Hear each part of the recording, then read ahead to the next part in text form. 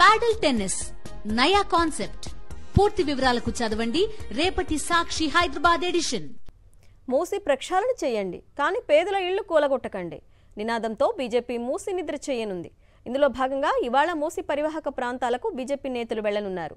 ఈ సాయంత్రం 4 గంటల నుంచి రేపు ఉదయం 9 గంటల వరకు కమలం పార్టీ నేతలు మూసి పరివాహక ప్రాంతాల్లోనే బస చేయనున్నారు.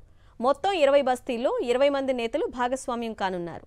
ఆయా బస్తీల వారీగా పేదలు ఎదుర్కొంటోన్న ఇబ్బందులను అడిగి తెలుసుకోనున్నారు. మూసి పరివాహక ప్రాంత ప్రజలకు తామున్నామని భరోసా ఇవ్వనున్నారు.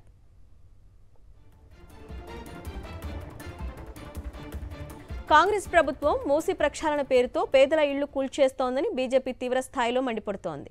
మూసి ప్రక్షాళనకు బీజేపీ వ్యతిరేకం కాదని, కానీ పేదల ఇళ్లు కూల్చొద్దని స్పష్టం చేశారు పార్టీ రాష్ట్ర అధ్యక్షుడు కిషన్ రెడ్డి. మూసీ నది వద్ద ఉండి చూడాలంటూ సీఎం రేవంత్ రెడ్డి విసిరిన సవాల్ను స్వీకరించిన శనివారం రాత్రి మూసీ పరివాహక ప్రాంతాల్లో నిద్రిస్తామని తెలిపారు కిషన్ రెడ్డి.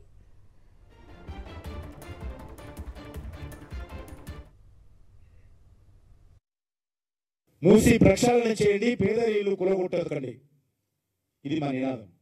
అందుకే ముఖ్యమంత్రి గారు సవాల్ విసిరారు.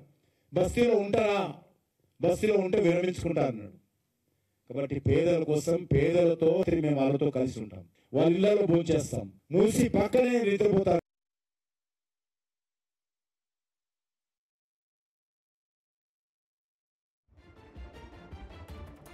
బీజేపీ మూసి నిద్ర కార్యక్రమంలో పార్టీకి చెందిన కార్పొరేటర్లు, స్థానిక నాయకులు, 8 జిల్లాలకు సంబంధించిన పార్టీ జిల్లా అధ్యక్షులు పాల్గొననున్నారు.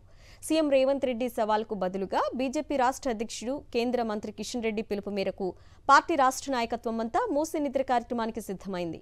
ఇవాళ సాయంత్రం 4 గంటల నుంచి రేపు ఉదయం 9 గంటల వరకు పార్టీ మూసి నిద్ర కార్యక్రమం జరుగుతుందని తెలంగాణ బీజేపీ ఎక్స్లో పోస్టు చేసిన ట్వీట్ తెలిపింది.